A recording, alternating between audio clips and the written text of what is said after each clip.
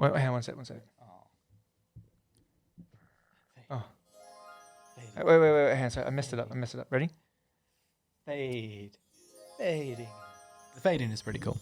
I do like it. It's magical. It's not bad, right? Yeah. Welcome back, everybody, to another episode of Just the Fit Tip, Just the fit tip. where we talk about tips and tricks and try and debunk some myths as well about the fitness industry. Yeah. So, what are we talking about this week, Nevin? So this week we are debunking this myth that stretching prevents the risk of injury, reduces the risk of injury, especially before exercise. Okay. That could not be more wrong. Yeah. So when we're talking about stretching, I'm talking about like passive stretching, where you're sitting down and holding a stretch. Yep. And before sport, that can actually be really negative. Yeah, detrimental to Okay. your performance and probably actually increase the risk of It does of indeed injury. increase the risk of injury. Yeah, which is the opposite. Yeah. Yeah. It's the opposite. It's the opposite to the desired effect. Exactly. So Opposite. stop it, Fit tip. and we'll explain why. So basically, when you do a passive stretch, it decreases your muscle stiffness. Mm-hmm. Okay, you have muscle stiffness. Get your mind out of the gutter. All that means How? Get out of my head. all that means is that it decreases the ability for your muscle to produce energy, potential energy, right? Yeah. So if you think about a rubber band, if you stretch it out and then you bring it, overstretch the elastic and you bring it back in and it's all floppy and not like got any energy potential left, that's what happens if you do a big passive stretch, right? It just reduces the total amount of potential energy. Relaxes your muscle fibers, which is not something that you want to do right before explosive anything. really. Correct. Because when you decrease muscle stiffness, you decrease peak power output of muscles. Power is like how explosive they are. You also decrease peak force, which is how much force, like how strong they are able to put a force onto something. And it also increases the risk, because of these two factors, increases the risk of soft tissue damage. Yeah. Yeah. So, I mean, Which means stretching before you do sport or engage in physical activity is the exact opposite of that. It will increase the risk of causing injury. So especially things that that require explosive and high levels of force, of power and force. So there are better ways that you can do this. There are great ways to warm up. That's why you see a lot of warm ups. They're very dynamic. So the old school way of warming up is you want to play some football, go for a run.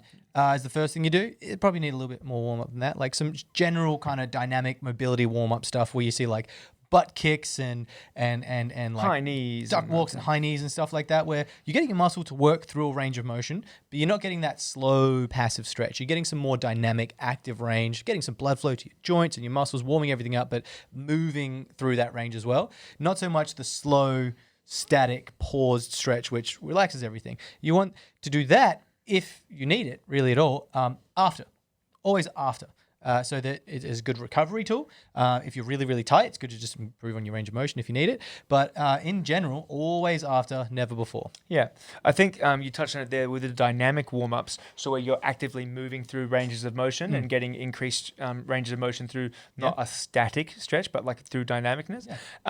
It increases the blood flow, which is going to decrease the risk of injury to those places. Also, it's going to increase your muscular and central nervous system, your CNS excitability, which means you're able to like sprint a little bit faster, jump a little bit higher, Perform a little bit better. I believe the concept is called arousal, and it works on a parabola.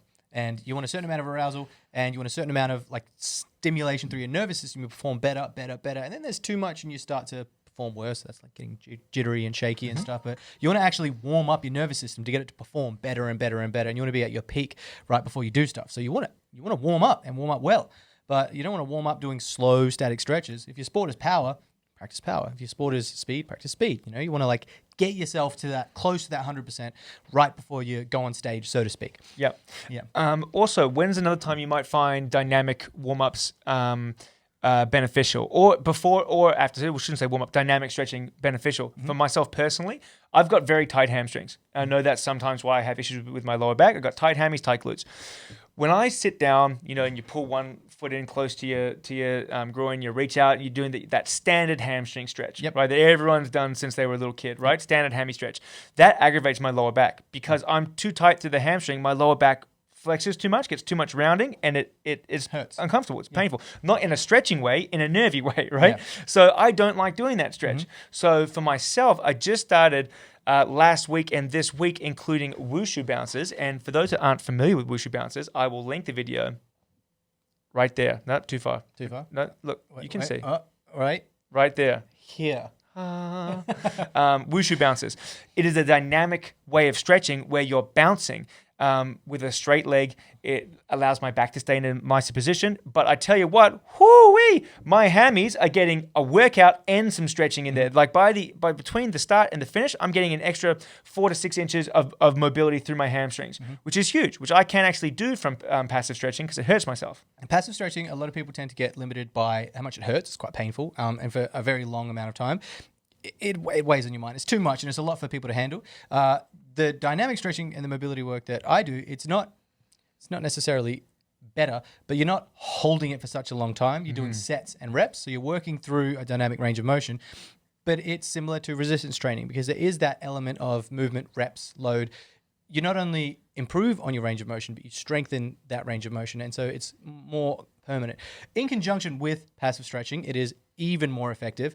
But there are reasons why you would do passive stretching. There are reasons why you would do dynamic stretching. There are reasons why you would do both as well. So maybe one's not for you. Maybe one is for you. But yeah, definitely don't ever do passive stretching before sports. Always pick the dynamic Pick ones. the dynamic That's one. not to say that afterwards, even as a cool down, you couldn't do dynamic stretching as well. Yep. Yeah. Absolutely. But I think, that's just a nice little one, is that just because you're stretching doesn't mean that you're reducing the risk of injury. You could be decreasing performance and increasing risk of injury if you're doing it incorrectly. Exactly. Cool. All right. Guys. Hope you enjoyed that little Just the Fit tip.